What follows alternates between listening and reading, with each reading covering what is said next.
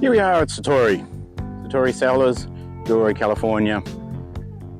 Many locals know us for our bold reds and our fun vibe. Today we're going to look at how the vines are adapting to this change of weather. Sun, bit of rain, and springtime, longer days. Let's go and have a look.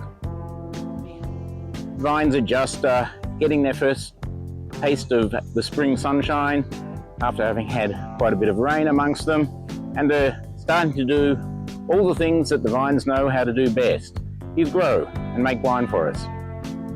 They've currently all been pruned back and buds have started to swell and have started to leaf in certain cases. Let's just have a look at a couple of them and see how that's going.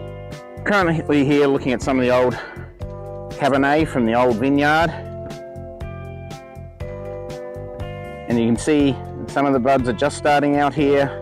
A little bit of leaf development happening, and in some cases, more development, certain areas of it. Leaves are starting to come, and it's hard to believe that from these little stumps, several feet of vine cordons will end up being developed as we go along the year.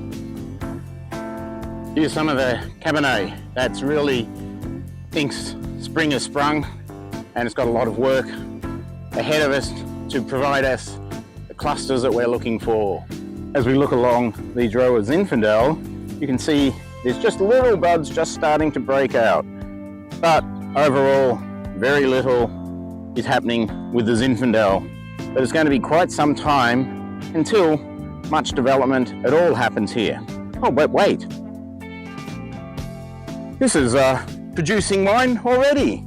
Here we are looking at some Cab Franc. You can see its state of development is quite different than the rest.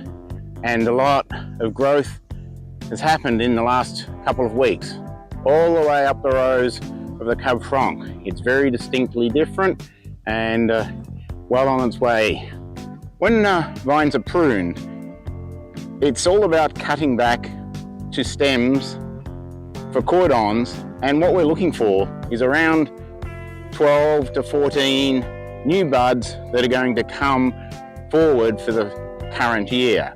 So they're cut back, and it's a continual process. So as the season goes on, we need to come back and continue to prune and thin the vines as they continue to grow and produce to what they think they want to do, and we have to help tame them to what we need.